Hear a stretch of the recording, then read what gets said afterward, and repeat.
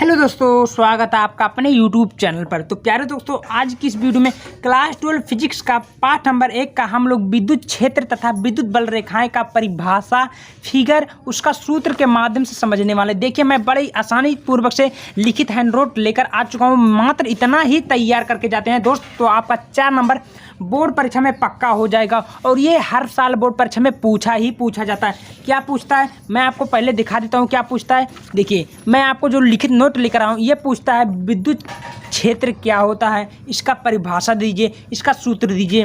और दूसरा पूछता है कि विद्युत बल रेखाएं क्या होती है, इसको बताइए। तो आपको किस प्रकार लिखना होगा आसान तरीके से। चलिए, मैं आपको सबसे पहले विद्युत क्षेत्र यानी कि उसका मैं परिभाषा दिखा देता हूँ। तो विद्युत क्षेत्र को इंग्लिश में बोलेंगे इलेक्ट्रिक फील्ड बोलते हैं। क्या बोलते हैं? Electric field.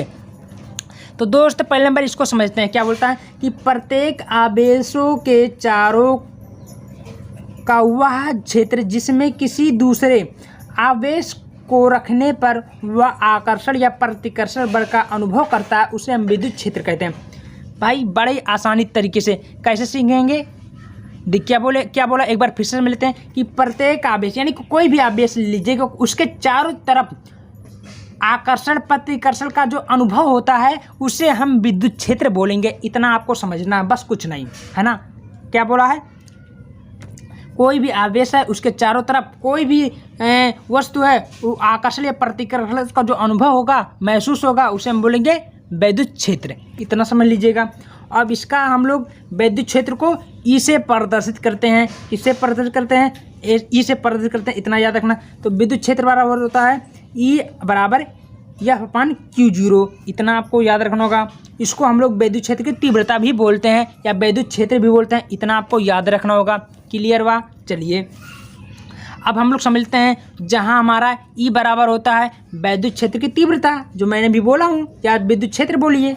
दूसरा F बराबर जो होता है ये हमारा बल होता है, यानी कि फोर्स होता है। और Q0 होता है ये धनावेश होता है, यानी कि Q से हम लोग समझते हैं आवेश होता है। तो आपका विद्युत क्षेत्र यहाँ पर क्लियर होता है। देखिए, खूब आसान तरीका है। और नेक्स्ट हमारा है विद्युत बल रेखाएं। ये आपका बोर्ड परीक्षा में ये भी आपका 3 से 4 नंबर का पूछता है। तो समझ लेते हैं विद्युत बल रेखाएं होती क्या भाई, इसको भी समझ लेते हैं। देखिए, विद्युत बल रेखाएं किसी बिंदु क्षेत्र में, क्या बोला कि किसी विद्युत क्षेत्र में खींची गई काल्पनिक या निष्कोण वक्र रेखाएं जो उस स्थान पर विद्युत क्षेत्र का लगातार प्रदर्शन करती रहती है, उससे हम लोग विद्युत क्षेत्र की रेखाएं बोलते हैं। इतना समझ लेना है। मान लीजिए, क्या बोला है कि किसी विद्युत क्षेत्र में खींची गई वह काल्पनिक निष्कोण वक्र रेखाएं जो उस स्थान का विद्युत क्षेत्र का लगातार क्या करती है? प्रदर्शन करती है, उसे हम लोग विद्युत क्षेत्र की रेखाएं कहते हैं। ये मैं आपको फिगर के माध्यम से बता देता हूँ। मान लीजिएगा, ये मैंने फिगर बनाया, थोड़ा ध्यान समझिएगा, है ना।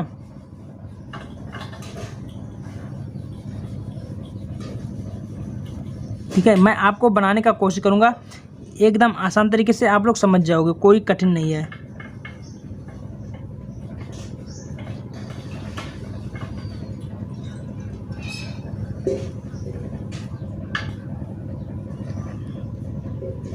अब मान लीजिएगा, क्या बोला, किसी विद्युत क्षेत्र के खींची गई काल्पनिक निष्कोण का वक्र रेखा जो स्थान पे, देखो एक स्थान पे मान लीजिएगा ये रेखा ऐसे निकली है, थोड़ा ध्यान से देखिएगा, है ना। ये रेखा ऐसे निकली, सीधे आर पार हुई, यानी कि पहले का विरोध करती है और फिर दूसरे को फाड़ते हुए आगे बढ़ती है। बातों को समझना दोस्त, क्या बोलना चाहता है ना। फिर एक रेखा ऐसे निकली, फिर ये पहले को पार की, फिर दूसरे को पार करते हुए ऐसे निकल गई, है ना। फिर तीसरी रेखा ऐसे गई, फिर तीसरी रेखा भी ऐसे ऐसे फाड़ते हुए आगे बढ़ी, चौथी रेखा भी ऐसे गई, फिर ये भी ऐसे ऐसे, यानी कि जो बोला वही हमको समझना होगा। ये मान लीजिए एक ए है, ये आपका बी है, ठीक है।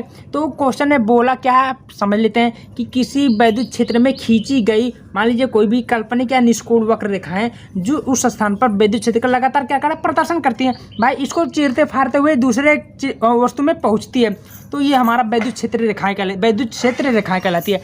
बात को समझना इतना हमारा हुआ, क्लियर हुआ।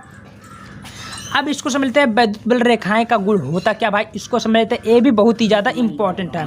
तो क्या है देखिए सबसे पहले समझेंगे कि वैद्युत बल रेखाएं धन आवेश से चलकर ऋण आवेश पर समाप्त होती है। याद रखना होगा क्या होता है, विद्युत बल रेखाएं धन आवेश से चलकर ऋण आवेश पर समाप्त होती है। दूसरा है कि वैद्युत बल रेखाएं एक दूसरे को कभी नहीं काटती हैं, ये करती नहीं काटती हैं दोस्त, ठीक है। वैद्युत बल रेखाएं एक दूसरे को कभी नहीं काटती हैं। तीसरा हमारा है ये रेखाएं अपनी लंबाई के लंबवत दिशा में एक दूसरे से दूर रहती हैं, दूर हटती हैं, है ना, ये रहती हैं, बातें कही है। तीसरा हमारा है क्या है कि वैद्युत बल रेखा पर लिखी गई स्पर्श उस बिंदु पर धन आवेश पर लगने वाले बल को की दिशा प्रदर्शित करती है। देखिए जो ज़्यादा कठिन नहीं है, इतना आप लोग लिख दोगे आपके पूरे के पूरे नंबर मिलना पक्का ही तय है, देख लीजिएगा। और हाँ, इतना आप लोग लिखना जरूर है गुण में, क्योंकि इसका गुण जो होता है मोस्ट इंपॉर्टेंट होता है, वो हर साल बोर्ड परीक्षा में यह पूछा जाता है ना।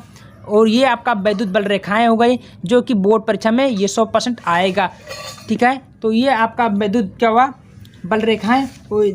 तीसरा मैं बता रही हूँ, क्या बताया हूँ आपको, विद्युत क्षेत्र, ये आपको लोग भी वेरी इंपॉर्टेंट है, ठीक ना। तो वीडियो को ज़्यादा से ज़्यादा शेयर जरूर करें, धन्यवाद।